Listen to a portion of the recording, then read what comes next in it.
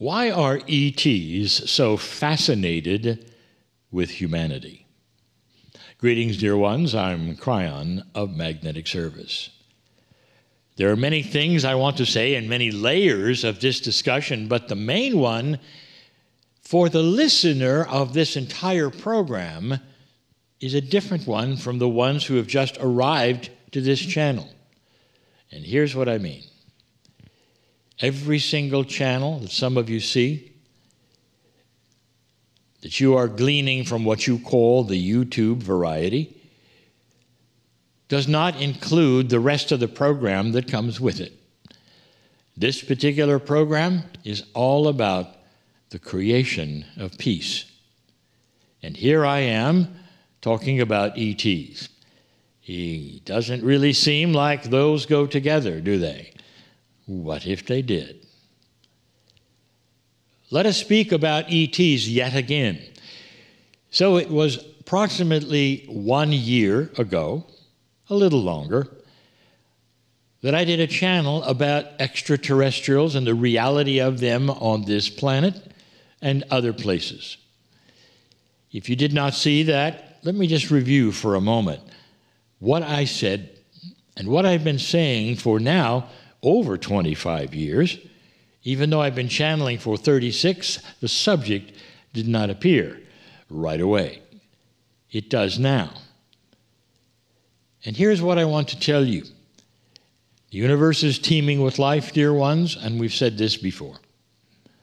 But when you start talking about extraterrestrials, there are several kinds and varieties because there is so much life. And the two kinds specifically, or the categories that we have talked about before, are those which are what we call star family. Now, the star family, well, they don't even need ships to get here. The star family features those few planets in the galaxy who are what we are called ascended planets. And that means that those on them have gone through millions of years of consciousness evolution to get to a place where they echo that which is the actual essence of the creator of the universe itself. These are the ones we told you that you carry literally in your DNA. That has bearing on the next ones, the other kinds. Then there are the kinds that have been here not quite as long, coming from other places, and they've been coming for a very long time to this planet. They visit, and yes, they do have vehicles. And we've spoken of those before. And they have been coming to this planet for a very long time. But it only was in the late 40s and 50s that you could actually see them. And that is because then you had sky technology, and you could scan the skies, and indeed, they were coming and going. What you may or not have known, may not, is that they had contacted your government in the 50s, dear ones, and your government has known about them for a very long time. When I was first asked and invited to the United Nations in the 70s and 80s, you had a situation where one of my first visits, I said to the United Nations delegates and guests who were in the small room who came to see Kryon, I said to them, the first message, ask your governments to tell what they know. So I review this for you to let you know that it's not a surprise that you've been visited or that there's life in the universe. Indeed, most of you are aware of this. But then I gave you some other information that I want to review right now. I told you that there were some specific ET kinds that were really interested in humanity. And they would come and they would visit. They would even abduct you. All for one reason. They were very, very curious about what you had that they did not. Now, some have said, well, they are interested in that which we call emotions. And that'd be correct. And even they say that to this day. We want to know more about your emotional states because we see it and we want it, we like it, we enjoy it. Now I'm going to go further than that, as I've done before, and I'm going to tell you what they really are interested in. They're not even aware of what they're interested in. What they see as emotions, we're going to call divine love. Now it starts to clear. What are they really interested in that they don't have? They don't come from a planet that was seeded by ascended ones.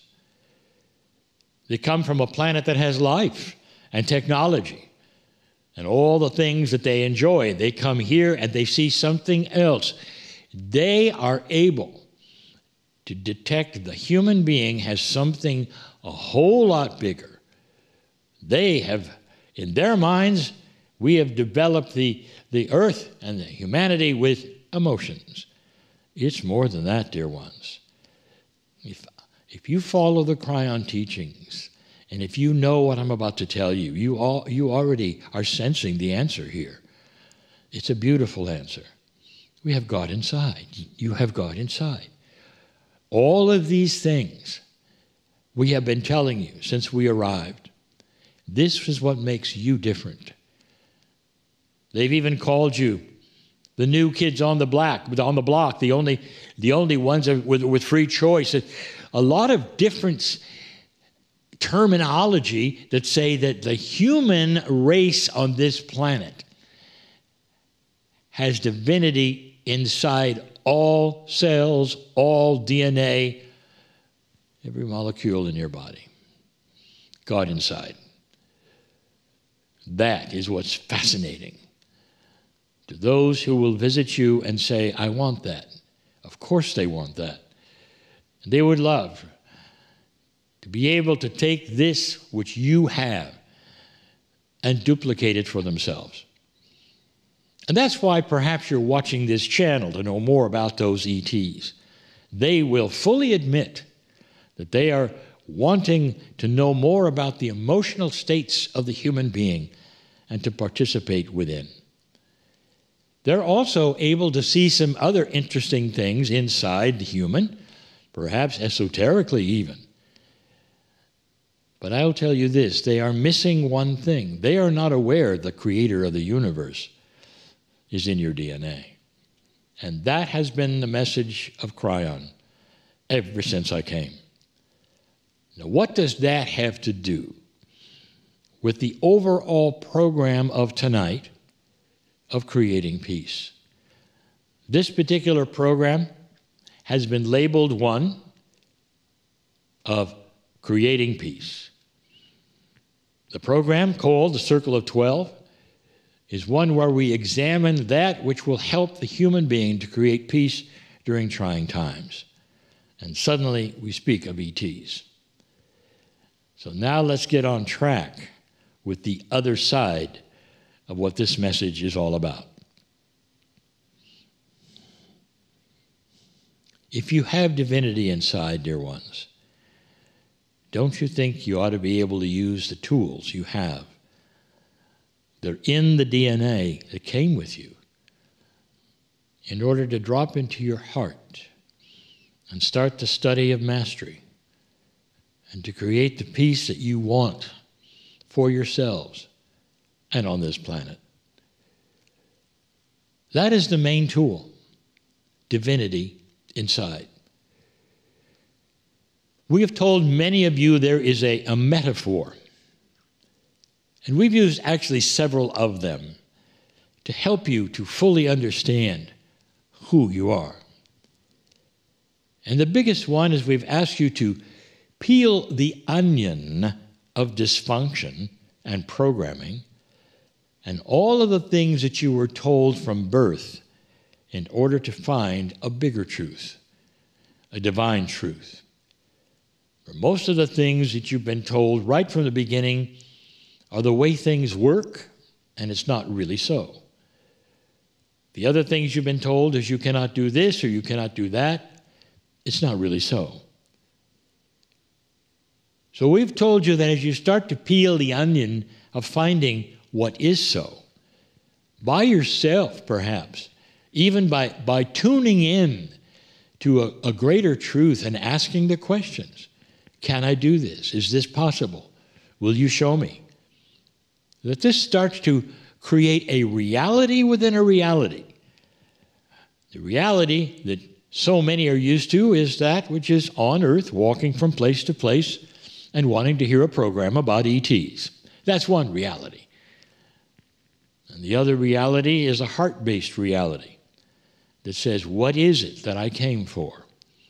What is it I can help myself with right now to create peace on earth and create peace in my life to get through this thing called the shift?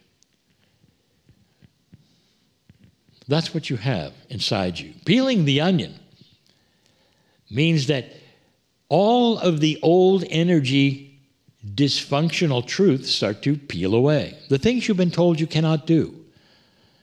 One of the biggest is that you're not allowed to talk to God. Or perhaps you cannot get to God, or perhaps you've done something wrong and God's going to punish you. All of these things is programming. And it's given to you on many fronts. Let me ask you, does that really sound like a loving, beautiful God who loves you beyond measure and would love to talk to you constantly and can? This is the other thing.